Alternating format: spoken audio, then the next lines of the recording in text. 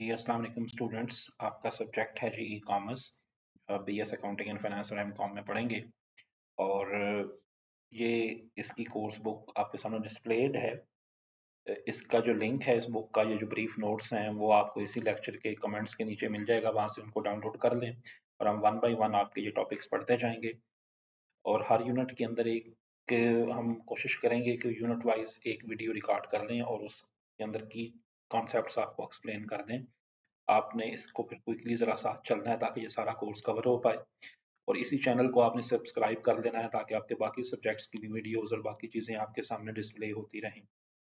तो हम चलते हैं यूनिट वन के मतलब, जो कि बेसिकली है concept of e commerce, characteristics, इसके फंक्शन, स्कोप और इसके बेनिफिट्स पे।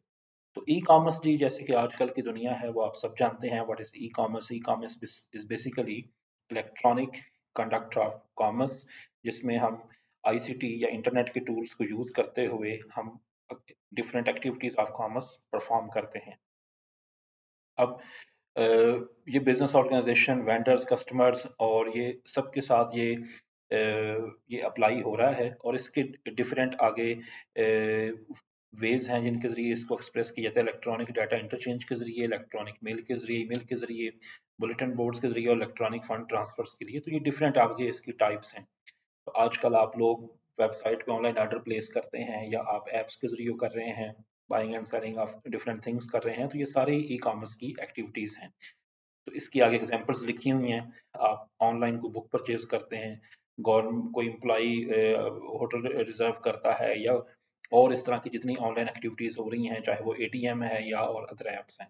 तो ई कॉमर्स को अगर हम डिफाइन करें, व्हाट इज ई कॉमर्स, तो electronic commerce is basically sharing business information, maintaining business relationship and conducting business transaction by means of telecommunication networks.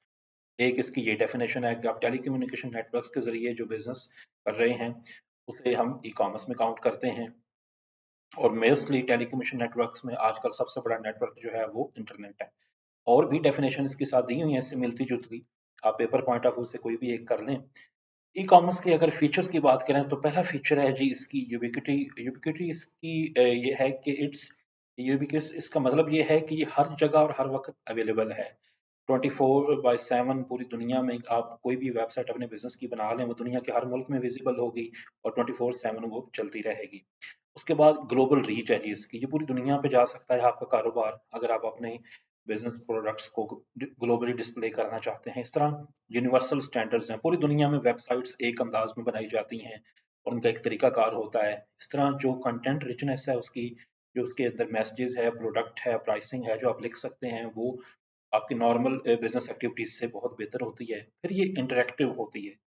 कोई भी मिसाल के तौर पे अगर एक बिस्किट बनाने वाली भी कंपनी अपनी वेबसाइट बना ले, उस पर सारी प्रोडक्ट्स डिस्प्ले होंगी और कंज्यूमर उनको इजीली सर्च कर पाएगा। इस तरह पर्सनलाइजेशन की इसमें ऑप्शन होती है। ई कॉमर्स की टेक्नोलॉजीज अलाउ करती हैं कि हर बंदा, जैसे हम मुख्तलिफ वेबसाइट्स पे अपना अकाउंट बना लेते हैं, उसके मुताबिक फिर हम अपनी ज़रूरत की चीज़ें वहाँ पे मांग सकते हैं और सर्च कर सकते हैं। इस तरह इंफॉर्मेशन डेंसिटी इसमें बहुत होती है। बहुत सी इंफॉर्मेशन इसके अंदर होती है। आप नॉर्मली किसी भी दुकान पे जाएं, दुकानदार से 4-5 चीज़ों का पूछेंगे, लेकिन एक ही वेबसाइट के अंदर आप हज़ारों लाखों प्रोडक्ट्स के अंदर इंफॉर्मेशन ले सकते हैं। तो ये एक बहुत अच्छी टेक्नोलॉजी है और इसमें बहुत बड़ा कंटेंट यूजर जनरेटर भी होता है। डिफरेंट वेबसाइट है, जैसे ओ एल एक्स का आपको पता होगा, जहाँ या पाक व्हील्स होगा, जहाँ पे खुद आप अपनी चीजें बेचने के लिए लगाते हैं। तो जो यूजर्स होते हैं, एक साइड पे अगर सेलर्स हैं तो दूसरी साइड पे बायर्स हैं और दोनों साइडों पे ही यूजर्स होते हैं। अच्छा, इसमें यहाँ पे ये एक टेबल है जिसमें डिफरेंशिएट किया गया है what is commerce, traditional commerce and what is e commerce.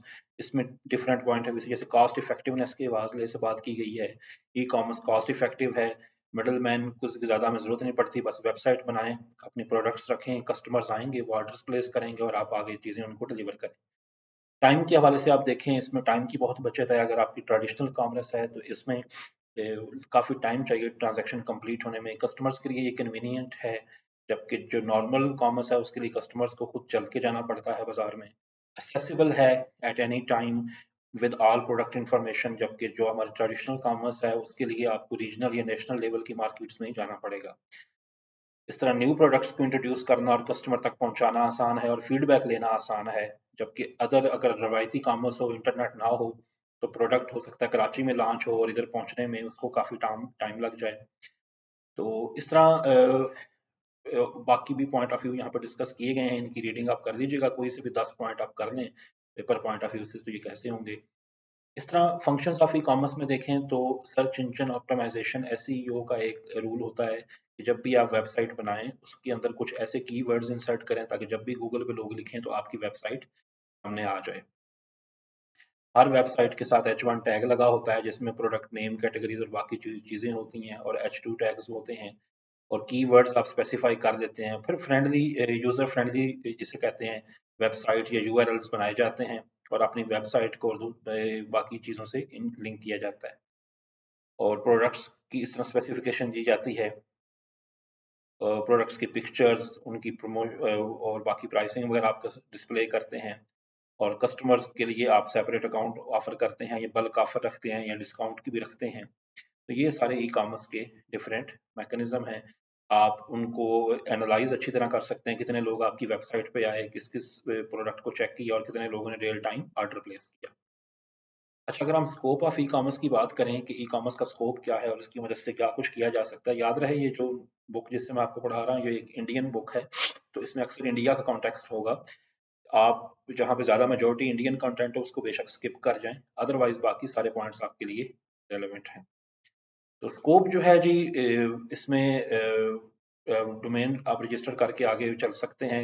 Internet use क्योंकि बढ़ता जा रहा है तो कस्टमर भी बढ़ते जाएंगे, और चाहे किसी भी मुल्क में कोने में हो आप अपनी प्रोडक्ट पूरी दुनिया तक पहुंचा सकते हैं।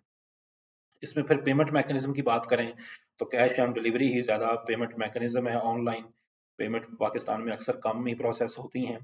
फिर इसमें हर एक ई कॉमर्स ट्रांजैक्शन के साथ डिलीवरी का सिस्टम यानी लॉजिस्टिक्स का सिस्टम लगा होता है क्योंकि उन्होंने प्रोडक्ट्स आप तक डिलीवर करनी होती हैं।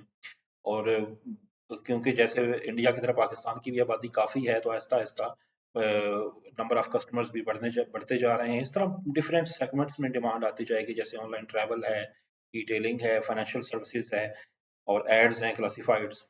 अच्छा, अगर हम बेनिफिट्स की बात करें, what are the benefits of e commerce, तो बेनिफिट्स की बात की जाए तो बहुत से हैं जी। इसमें कम प्राइस में आप चीज़ें ऑनलाइन डिस्प्ले कर सकते हैं, कस्टमर दुनिया की किसी जगह से भी एक्सेस कर सकते हैं, आपकी कॉस्ट डिक्रीज होती है, आपकी डिमांड बढ़ती है, आपकी पोटेंशियल रीच बढ़ जाती है। आप बेशक थोड़ी इन्वेंट्री रखें, जब कस्टमर ऑर्डर दे उसके ही 2-3 घंटे बाद मंगवा के आप चीज़ें कस्टमर तक पहुंचा दें। सिर्फ आपकी वेबसाइट मेंटेनेंस की कॉस्ट आपको बेयर करनी पड़ेगी।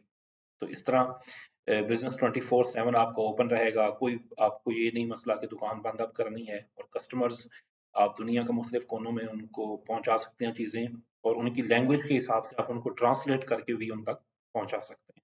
तो ये डिफरेंट बेनिफिट्स हैं, इनमें से कोई से भी 10 कर लें पेपर पॉइंट ऑफ व्यू से। लिमिटेशंस अलबत्ता हम इसकी डिस्कस करें। लिमिटेशंस ये हैं जी कि वेबसाइट बनाना और अच्छी वेबसाइट बनाना और ई कॉमर्स की ट्रांजैक्शंस करने के लिए आपको आईसीटी एक्सपर्ट्स चाहिए, सॉफ्टवेयर फर्म्स चाहिए जो ये सारी चीज़ें डिज़ाइन करें, और फिर आपको एम्प्लॉइज ऐसे रखने पड़ते हैं, ऑनलाइन डाटा मेंटेन रखना पड़ता है, डाटाबेस और ट्रांजैक्शंस प्रोसेस करनी पड़ती हैं।